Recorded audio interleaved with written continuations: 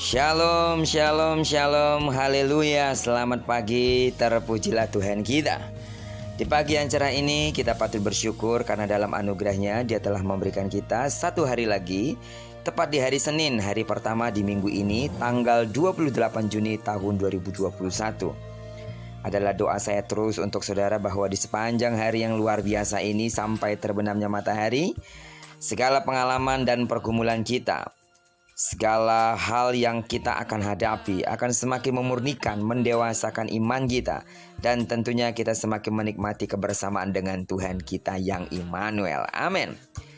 Saat ini sebelum kita lebih jauh melakukan aktivitas kita sepanjang hari ini, mari kita sama-sama kembali meneduhkan hati kita untuk merenungkan firman Tuhan yang akan menjadi pedoman dan pelita hidup kita dalam menjalani hari ini.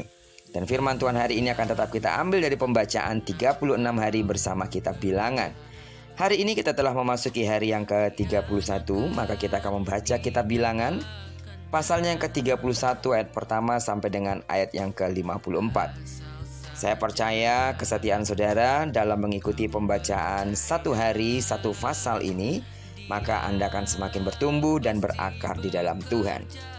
Baiklah, sebagai pengantar renungan kita hari ini, saya akan coba bacakan untuk kita ayatnya yang ke-14 sampai dengan ayat yang ke-18.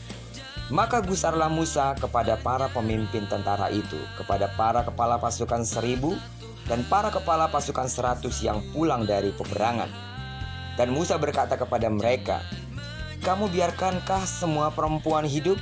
Bukankah perempuan-perempuan ini atas nasihat Bileam menjadi sebabnya orang Israel berubah setia terhadap Tuhan dalam hal Peor, sehingga tulah turun ke antara umat Tuhan?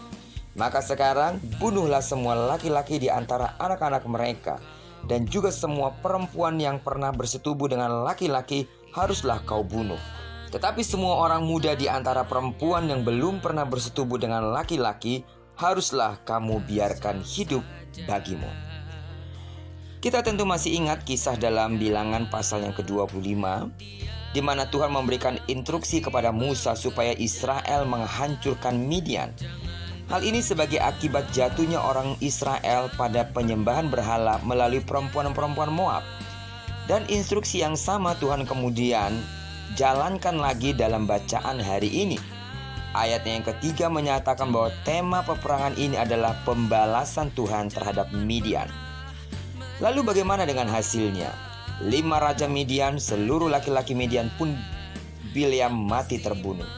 Seluruh kota habis dibakar, sisanya dijadikan sebagai jarahan perang, yaitu perempuan, anak-anak, hewan, ternak, serta semua kekayaan orang Midian. Senangkah Musa terhadap hasil peperangan itu? Ternyata tidak, karena mereka membiarkan para perempuan tetap hidup. Padahal para perempuan itulah yang menyebabkan orang Israel berpaling dari Allah hingga mereka ditulahi oleh Allah. Maka perempuan-perempuan itu serta anak laki-laki masih harus dibunuh. Begitu kejamkah Tuhan? Kita harus melihat bahwa dalam budaya saat itu anak laki-laki akan bertumbuh menjadi pria dewasa yang memiliki tanggung jawab untuk membalas dendam atas kematian ayah mereka. Selain itu, mereka juga akan menghidupkan kembali budaya Midian yang jelas anti Allah. Dengan demikian jelaslah bahwa tindakan itu diperuntukkan atau diperlukan untuk melindungi umat Israel dari kontaminasi penyembahan berhala. Terlihat bahwa Tuhan menginginkan umatnya hidup kudus hanya bagi Dia. Tuntutan kekudusan juga kita lihat dari para prajurit yang harus menjalankan penyucian diri seusai peperangan, sebelum mereka memasuki perkemahan kembali.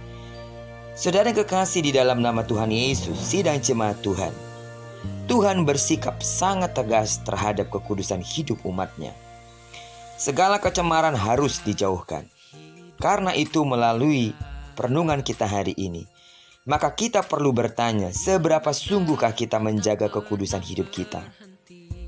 Di tengah era ketika kita hidup semakin individualis, mari kita tetap menjaga diri dalam komunitas yang saling membangun dan menjaga kekudusan hidup sebagai umat Tuhan. Marilah kita menjadi orang-orang yang sungguh-sungguh menjalankan bagian kita sebagai orang-orang yang bertanggung jawab atas kekudusan yang telah Tuhan berikan ketika Yesus mati di kayu salib. Jauhkanlah hidupmu dari segala hal yang najis di hadapan Tuhan.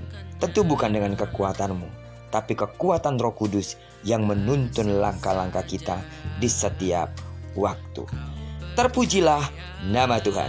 Kiranya perenungan kita hari ini mengingatkan kita kembali bahwa Allah kita adalah Allah yang Maha Kudus, dan Dia mau kita hidup kudus dan berkenan di hadapannya. Diberkatilah kita sepanjang hari ini, dan digenapi firman yang berjanji bahwa apa yang dikerjakan tangan kanan dan tangan kiri kita dibuatnya berhasil.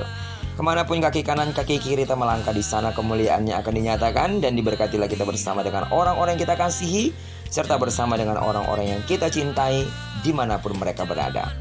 Terpujilah nama Tuhan. Shalom.